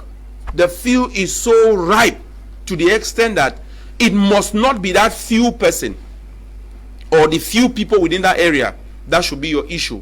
The field is so ripe, and they should focus on encouraging Cameroonians. In a few days from now, we are going to the electorate will be convened, and when that happens, it means voter registration or registration for voters will stop. That is the first phase. What will be the second phase? It will be how to identify a candidate that will bring solution to the problems that we are facing. That will be the second phase. But if you look at this opposition, some of this opposition party, they are focusing on telling people how Issa, Tchiroma, Bakare, and Bello Bouba are being deceitful. They should not believe in them. What they are doing is some satellite movement. Some tell me that no, there will be a moment where they will gather all the people they must have gathered at the end, then give it to CPDM, maybe on the day of elections, and CPDM will take. Then I ask somebody, how is that possible? Is it a commodity you buy and give it to some other person to add to his number? No. This is a system that has been put in place to continue giving you that voter apathy, which you don't need it. It is true, the CPDM. Are you rather happy that their coming is going to destabilize the opposition to some extent? Pardon? I mean, the fact that they are joining the opposition, are they going to destabilize the opposition in your favor? All right. What we'll talk about there, I still start again on my point that I don't have a clear information about resignation. Even if he does not resign, he says he's going for elections. You can't refuse him. He's going in for. He says I'm going for elections. My point is that is what he Yeah. has said. I am waiting to see if he will do it. Minister Issa Tchiroma said he will support President Pobia to the end, but today he has resigned. So if Bello Bouba Maigari say he will be candidate, I'm waiting for him to be candidate before I speak. That's my point, and I still stand on it. Don't say that he has said that. Issa Tchiroma also said that he will support President Pobia to the end. What happened? He did not turn his back. So why should you think I should be carried away by somebody's word? And you are still saying that they have said that, they have said that. I want to see. Then when I see, I will react, and I still stand by it. That's my point. And to even talk about, as you asked my co-panelists about Minister Issa Tchiroma, you see, I am not here to discredit him. We are in democracy. He has his opinion. He may say that he has seen things they are not good. That's why he has taken that decision. But this is not the first time he's criticizing the state government. He was part of those that made the 6th April coup, right? In the early years of the government where he said he was bad. When he came back, he became member of the government. It was good. He started singing praises. And after a long time, it has become bad. He has received more than 1,000 billion as Minister of Employment. And same him, after receiving more than 1,000 billion as budget for over 5 years, he is the one saying that there is no employment in the government, that youths don't have job. Those that want to trust him, we are in democracy, they should trust him. He may have what to give to the state. That is his opinion. But him, again, being the speaker of the government, will not be that he is ignorant of all what he said and all the good things he praised President Pobia. Except if he was telling us that he was looking for something to eat for his own personal stomach. But he cannot say he was ignorant because he said that very statement during the coup d'etat when he condemned the government. That was in 1984. And after that coup d'etat, he went out. We still saw him again in the early 90s when he still criticized again that very government. And they brought him in the system. That government became the best. And after some few years, that government is the worst. That's his opinion. He knows his game he is playing. We are in democracy. What is important now for us in the CPDM is that we keep maintaining our weight. Okay. Let me just finish. Okay. We keep maintaining our weight in the northern regions. We always have the confidence, the people of the Massas, the Mundans, the Tupuri has always given their confidence of the head of state, and we'll keep on working with them. And we believe that this election, as we are saying, the head of state said that he may go to the village or he may stay. So we are still waiting for he himself to make that personal decision. We don't know the information that Minister Issa Tchiroma gave out during the coup d'etat, and also do not have verified fact. But he went to prison because of that. Please, yes. He went to prison because of that. Okay, sorry, you are saying that he was innocent. They arrested him for nothing. There are many persons who... He went to prison because of that, and today he went to okay, he was innocent, they locked him. That's what you are saying now, that he was locked for nothing. It's okay now, you are correct. I said I am, you have said yours. Okay. I'm taking exceptions to that, and this platform... Okay, he was not against the government. No, you gave the impression that he may have led the coup d'etat. Please, yes, so... Oh, they were arrested for nothing. Oh, okay, thank you for educating me. That they were arrested for nothing. Please, innocently. Please. Issa Tchiroma has become the god now. People say he was arrested innocently. It's okay. That's what you are saying. Please, okay, all of them are dodging from my question. I said that before now, we have spoken on the need for a coalition. And we know that there is a coalition around his national president, Maurice Kamto. There's one Political around... Alliance for Change. Yes. There is also one around Barrister Akere Muna. But before now... Parti Univers and other civil society, yes, they are around him. Even the Social Democratic Front had a meeting in Limbe, in Kribi, where they said they are also into an alliance with trade unions. But now that many guys these two guys are coming in, especially from the north, where we know that they have so many followers. The national president has just written to the population of the north. I will exploit that message after that. Let throw light on that. We'll come to that. Yes, they are coming. Is it sending almost everybody back, to the drawing board? Answer that question. Okay. Let me add something. I think that if our politicians love Cameroonians, this I'm addressing to him and other politicians who are watching. I have the privilege to have some who are friends, those that I call and write. But now, if you people really love Cameroonians, please, let's go back to 1990, where Cameroonians had either to vote the CPDM or the SDF. They had two things. I'm saying so because Mr. Leo...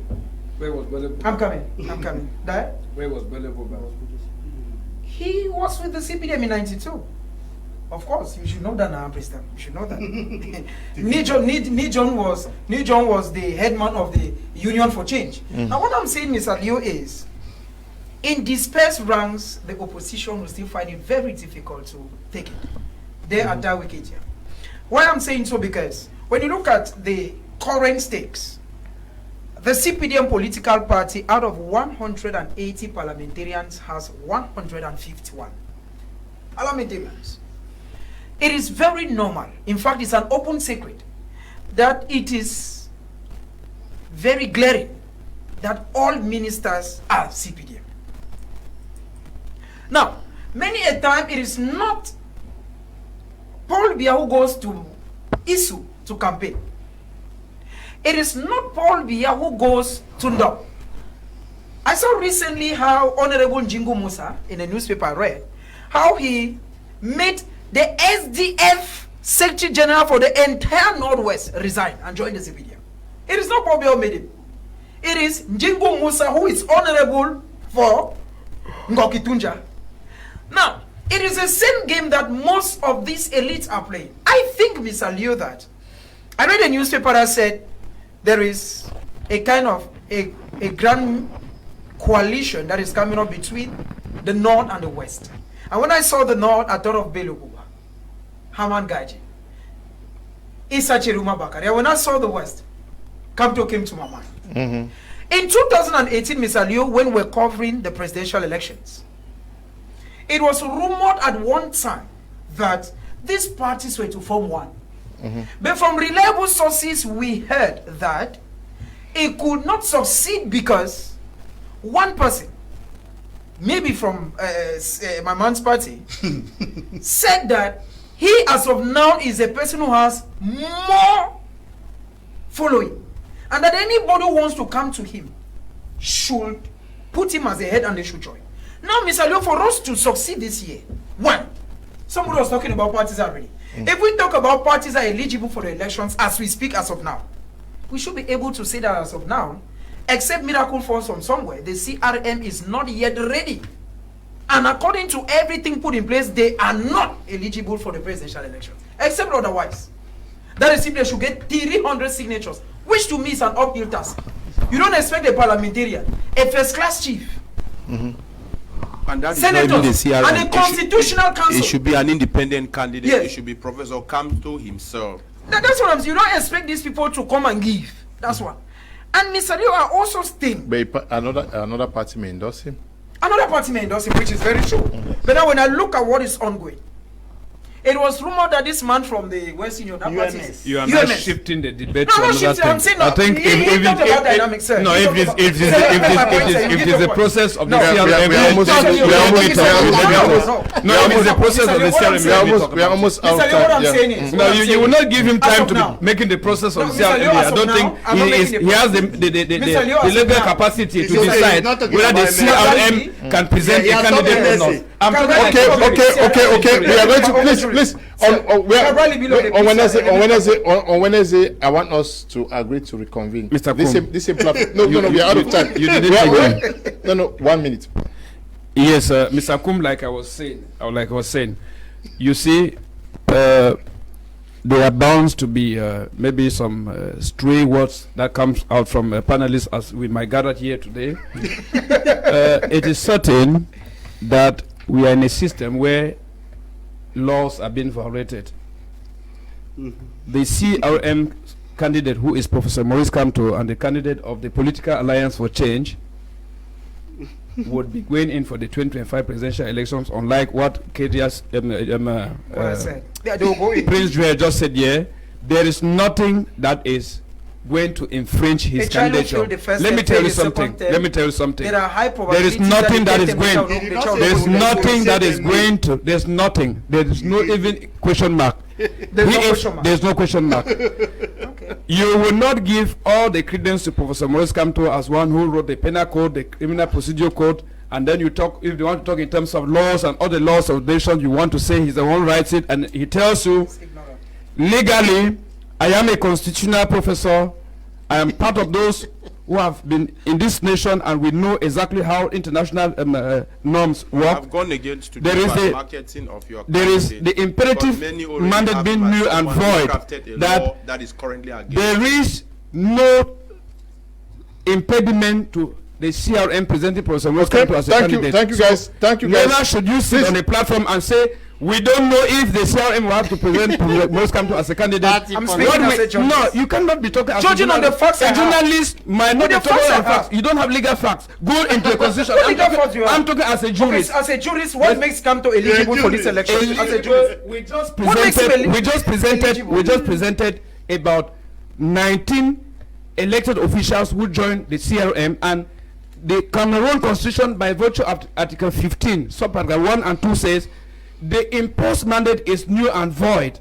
Whosoever that's elected is the representative of the whole nation, and he can join. Are you saying that I can just create my party now and convince people to join my party so that I If their party is legalized, okay. That's the law. That's a new one. We're going. Thank you guys. Can we reconvene on Wednesday to continue this discussion? Because I want to host somebody to talk about something else now. It's all right. Thank you guys for coming. We meet after the program. We take a short break to continue after.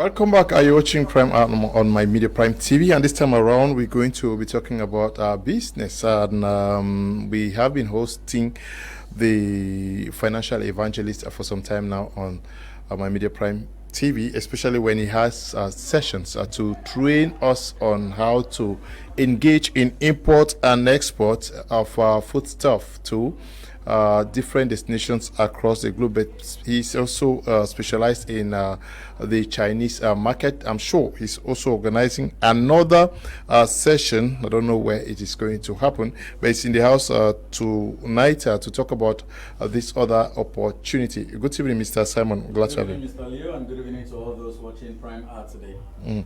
Yes, so how did the session go? It was super wonderful, and we had, in fact, it was more than what we were expecting, and even the program we had in Bouba was more than what we were expecting, and we had a lot of people who requested that we should come back, and that's why we came back. And this time around, it's in the Southwest region, precisely Bouba Mountain Hotel this time around, and on Sunday. This Sunday? Yeah, this Sunday. Yes. Now, we are talking about import and exports. Yeah. Something that for a very long time was seen like a privileged opportunity for some people. But you are now wanting almost everybody to get interested and involved. Why? Yeah. Why? All right. When I was growing up, I usually had this this desire to become an importer, but I had this limitation because I always thought that, just like so many people out there, I always thought that to become an importer, you need hundreds of millions or you need tens of millions to actually get started in importing. Until when I discovered a strategy whereby even with less than 100,000, with less than 50,000, you can actually get started thanks to the digital world. And I realized that the importation sector is a sector that can transform the lives of so many persons, because if you look at around most of the big businessmen and big businesswomen we know around, most of them actually get their product out of the country, they come here and they sell the product and they make a whole lot of profit. Because when you buy from your country, you buy from somebody who bought from another person who bought from another person, and that's what we call the chain of distribution. So if you can have direct access to the manufacturers, buy them very, very cheap, you are going to make a whole lot of profit. And the advantage is that you can even customize your product into your own brand, just as how I started my own personal brand and even started a company called Clignetics, where when you enter the office, everything is customized, from the laptops to the office tables to everything customized direct from the main manufacturers, very, very cheap. Whereas if I had to buy these things in Cameroon, I'll be buying them very expensive. So importing goods directly from China gives you a lot of profit. And recently, when you study, you realize that China is at 6 million plus factories right now, whereas in 2023 China was at 3 million. So between 2023 and now, China has multiplied to over 6.02 million factories, to be precise. So anything you want to get in China, you can actually get, and you can actually get started even with 10,000 francs, 20,000, 30,000, 50,000. You can get started. I had a training today in the office where I was training some students how they can actually start with 50,000 and generate 500,000 by importing goods from China. I show you a product that costs very cheap. I show you how to import it from China to Cameroon and teach you how to use your phone or your laptop to sell them through digital marketing. So these are the advantages. In fact, this is one of the reasons why I decided to share this good news to people who are interested to learn, because just as the Bible says, my people perish because of lack of knowledge. A lot of you following, you have millions, you have capital, but you don't know what to get started. You are even doing a business which you are not having profit, whereas this is an opportunity for you to actually scale your business, make a lot of profit thanks to importation from China. And we are not only going to earn at importation, we teach you also how to export. I'm sure you are a farmer out there, you have fruit, you have things in the house, but you are not making sales. We teach you how to export these things out of the country and have access to international clients, which you are going to be making money in dollars. Because, for example, you have cassava, you have plantain, you have whatsoever thing you can think of that is food. We can teach you how to have access to international buyers. For example, African supermarket in Canada, in Europe, in any country, or African supermarket where you can sell these things and make a lot of profit. So that's what we are. That's what the Global Import Master Institute is, and that's why we are organizing another mega program this Sunday, 6th of July, at Mountain Hotel Bouba. What are you going to be telling the people during During the session? All right, during this conference, just as the last conference, we're going to be talking about most of these things that I made mention of. We're going to be talking about importation from China, importation from Dubai, importation from Turkey. We're going to be talking about digital marketing. The world has become a global village, and a lot of people don't know how to use their phones, their laptops to make money. I always tell people that the illiterate of nowadays is not somebody who did not go to school, but somebody who is unable to adapt to the current changes of technology. Do you know how to use Facebook, WhatsApp, Instagram, TikTok, all of these platforms to generate sales? We are going to be showing you all of those things, and we are even going to be helping some few persons actually place their first orders on that day. We're going to be talking about foodstuff exportation. You are a farmer or you want to get into foodstuff exportation. It generates a lot of money. We are going to be teaching you how to do all of that. So during this conference, it's going to be an e-commerce summit whereby all of these topics, they are going to be covered. So like I said, it is on this this Sunday at 2:30 p.m. Mountain Hotel Boya. So you are in the southwest region, in Kumba, in Limbe, in Muyuka, wherever you are. We are going to be gathering everybody from the southwest and its environ. So even in the littoral region, you can still come for this conference, because we are going to be having experts coming from so many countries to actually come for this program. Okay, so you are getting this, and if persons are interested to come and learn, especially digital marketing, how do they get to you? All right, for those who want to actually get access to us, first, this conference is not free. It is for people who are very, very serious. So we want to select serious persons, and that's why to have access to this conference, you're going to pay 10,000 francs CFA to have access. But because we are on Prime Art today, we are going to give the opportunity to the first 10 people who are going to take up their phones right now. You contact the two numbers you're seeing on your screen: 653-890028, 653-890028, or 687-761167, 687-761167. If you are among the first 10 people to WhatsApp us and send interested, either you send WhatsApp, SMS, or you call the number, you are going to have free access to the conference. And I'm going to precise, we are going to help some few persons start up their businesses on that day. That means start their first importation. So come prepared in all dimensions, because you may be the person that we are going to select. I need to precise that the last time we helped a lot of handicapped people who came to the conference with crutches, people who had those who were blind. We actually helped them, give them free access to our training. So even a dime they did not pay. And I want to say again, we are out to also help people who are less privileged out there, and if they really want to also grow, we are willing to help them. So it is for everybody, young, old, adults. Are you a graduate, you are a worker, you are a civil servant, you are a businessman, you are a farmer? This conference is for you. This Sunday, 2:30 p.m., 6th of July, Mountain Hotel Boya. Wherever you are in the southwest region, start preparing your things, because we are going to be there. And we are not only going to have it only on Sunday, it's going to be on Sunday and on Tuesday. Yes, so get ready. Take your phone right now. Either you call the number, or you send an SMS, or you send a WhatsApp message: 653-890028, or 687-761167. Just as you can see the number below your screen. Okay, so those who are interested, especially those living around Boya, because you see this session on Sunday is holding in Boya, Southwest Regional Capital. Those who are in Muyuka, Kumba can come down. Exactly, they can. Limbe, Exactly. Kona, and Mutengene and Teku, they can move up to. So if you're watching, the essence here is that he wants to train people on how to import, especially from China. You are interested in the importation, and you're living in Cameroon. You admire friends, and but import what? Import any kind of product that you want to import, as long as it is not contraband. Let me precise it also. So as long as you want to get into any business, maybe you are having a company and then you want to import your stuffs for your company, maybe your office tools and everything, you even want them customized. We are going to teach you how to customize them. I can even show Mr. Leo right now things that I am actually getting customized that I pay today through mobile money. So we are going to be even teaching you how you discuss with the manufacturers and you do your payment sharp through mobile money, and the product comes to you. And please, we are going to teach you how to import without paying custom. Not that custom is going to be exempted. We are going to connect you with international freight agents, which they are going to be the one to pay custom, and you pay just transportation fare, which is very, very cheap. Just like I said, there was a product that I used to buy in Douala for 4,000 francs, and that product they resell it in Cameroon for 5,000 francs CFA, but today I import the same product in China for 90 francs and I resell at the same 5,000. This can also be you. One of our students sent me a shampoo that he bought 50 pieces for 3,500 francs.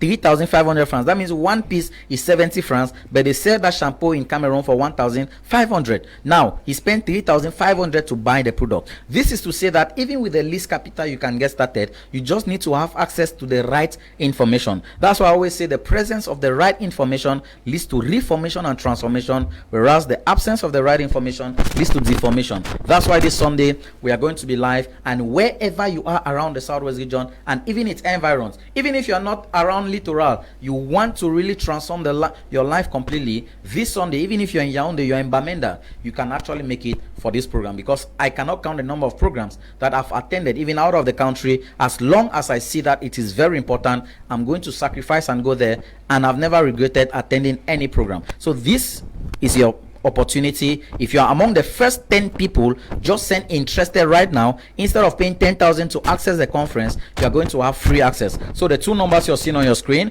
just send interested on WhatsApp, SMS, or call, and our team is going to get back to you. Even if they may not get back to you today, come during the conference and show the message that you sent, and you're going to have free access as long as we realize that you were among the first 10. So send interested right now through the two numbers on your screen, and see you this Sunday, 2:30 p.m. Mountain Hotel Buya, for another Power Pack Transformation Program. Yeah, but when you talk about things like this, many persons have the impression that it has to do with is it a network marketing?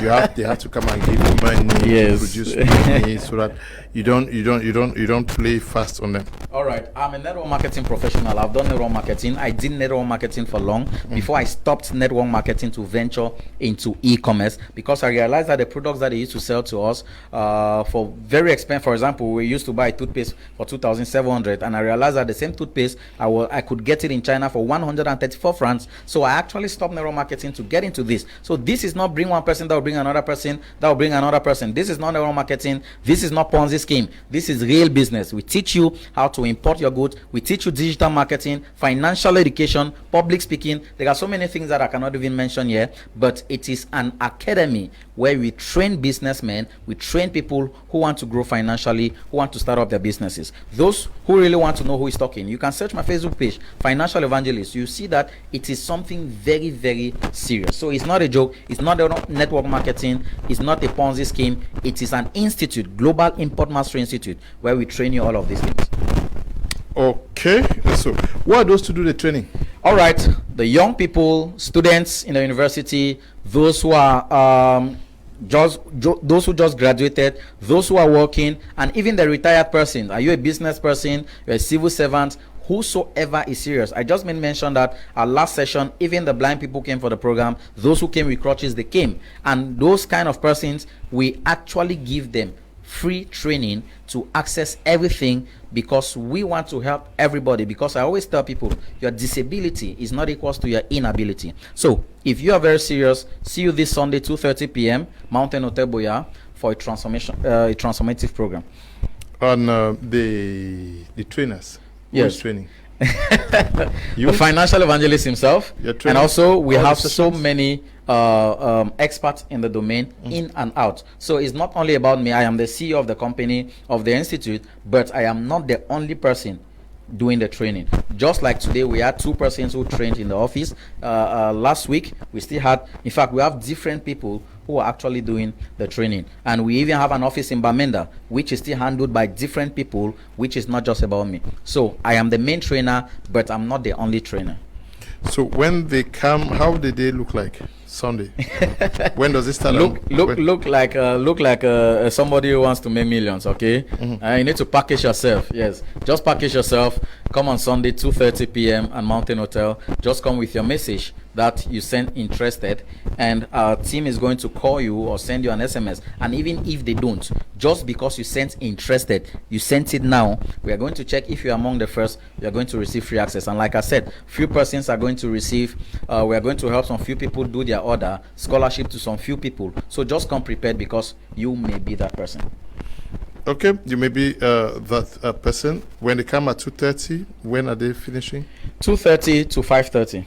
Yeah, 2:30 to 5:30. Would that be enough to master how to import and export? We cannot do everything the first day. That's why I said this time around we are having 2 sessions. It's on Sunday and on Tuesday. Okay. We don't want to do on Monday because of what we all know, but it's going to be on Sunday and on Tuesday. The location for Tuesday is going to be disclosed only to those who come on Monday, on Sunday. So the location on Tuesday is going to be different from Sunday, but it's still going to be in Boya. Yeah. Okay, but you're not giving them that location. No, the location for Tuesday is only reserved for those who come on Monday. Yes. Okay. So those who come on Sunday, they are going to receive access to the next location, which is going to be on Tuesday, which is even going to be a more deeper program. So I advise everybody to be there on Sunday, no matter where you are. Change your program, come on Sunday, and I can bet you that if you come and you're not satisfied, I am going to give back your transport 100%. I mean it. Okay, I hope you're going to respect that. But now, tell me, why should somebody engage in this? Especially graduates who have their certificates and who should be working in offices. Why do you want them to engage in something like this? I used to be a student also in the University of Boya doing mathematics, and I realized that what I was doing after that, the only thing I can do maybe is to do teaching, and I did not really see it giving me maybe that kind of lifestyle that I wanted to. And there are a lot of youth out there watching me. There are parents watching me. You have a child, you have a daughter who graduated. They are doing mobile money business, doing some kind of odd things. This is an opportunity for them to venture into entrepreneurship, venture into e-commerce, and do real businesses that can actually help them make money. We can actually remove a lot of people from the streets, a lot of people actually living wayward lives, and bring them into the entrepreneurial world, teach them how they can start up their own companies, teach them how they can actually do real business and actually grow. So this is my advice to all the youth out there, even the age persons, everybody. We can actually make more money. Even if we say our country has done this, our country has done that, we can actually stop complaining and start complying and actually make use of this opportunity that is before us. This business for everybody. Business. Business is for everybody, but not everybody succeed in business. Everybody can sell, everybody can buy, but not everybody can grow in the business. That's why in your quarter, for example, Mr. Leo, where you grew up, you know somebody, you know one mama or one papa who have been doing puff and beans business since you were small till now. They are still doing that same puff and beans business on the same space. They have never grown. They are still on the same spot. Another person is doing puff and beans business like Chope Yamo in Douala. You see how they are evolving. So everybody can do business, but not everybody can grow a business. That's why I always tell people there is a difference between starting a business and having the ability to grow the business. And your ability to grow the business lies in your knowledge about that business. That's why during my conferences, the first thing I always tell people is the willingness to invest in your knowledge before getting into any field, so that you don't actually start and you never grow, but you can start and grow. And this is what has actually helped me, because of the way I invested in my knowledge in e-commerce, digital marketing, entrepreneurship, financial education, business strategies, and everything. And it actually helped me grow my different companies, my different businesses in just a short period of time. So every youth out there, every entrepreneur, every businessman, everybody who is serious can actually grow in business, but it needs you to actually invest in your knowledge.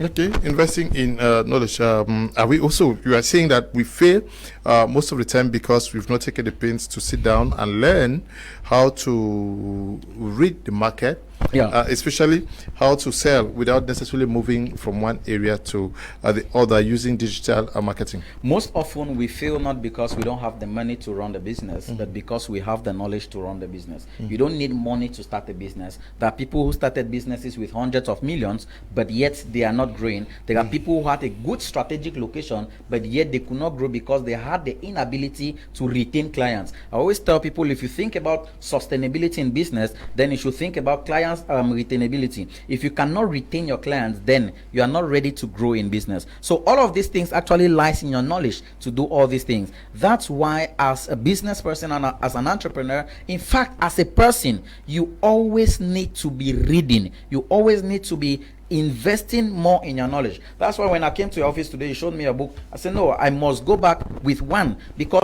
I need to keep investing in my knowledge in every domain so that I can keep growing. So most often we fail because we don't actually have enough knowledge. Like one of my mentees who told me that he started a business of 100 million. Mr. Leo, when I saw that man, I wanted to cry. Because he told me he started his business with 100 million.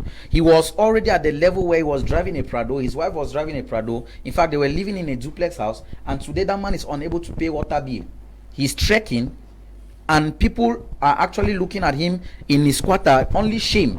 But he explained to me the reason why he failed. Because he had that capital, he never invested in his knowledge. He went and saw somebody who knows the thing, and then he has the money, and he told the guy that they should start the business, and then they share the profit. So the guy used his knowledge and overtook him, and today the other person owns the business completely, and him is in the quarter broke. But he's the one who came with the 100 million. So it does not just take you money or a good idea or a good location to start a business. You need to have the knowledge on how to start this. And these are some critical things that I'm going to be explaining during the program.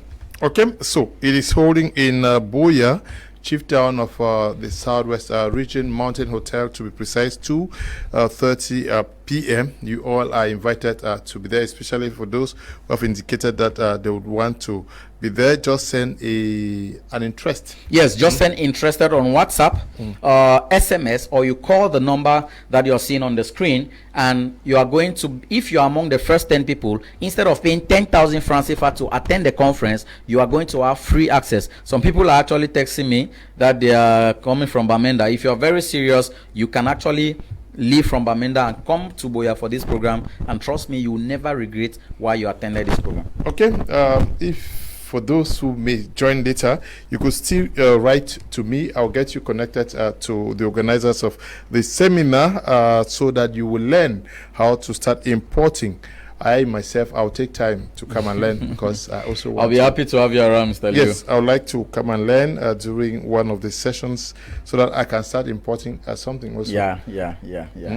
You need to actually start importing, Mr. Leo. So that when I'm talking here, it should not just be as if it's theory, but you yourself, you should be a living testimony. Okay. Mr. Simon, thank you for coming. Thank you, sir. And to all of you, thank you for watching. Stay blessed. Bye-bye.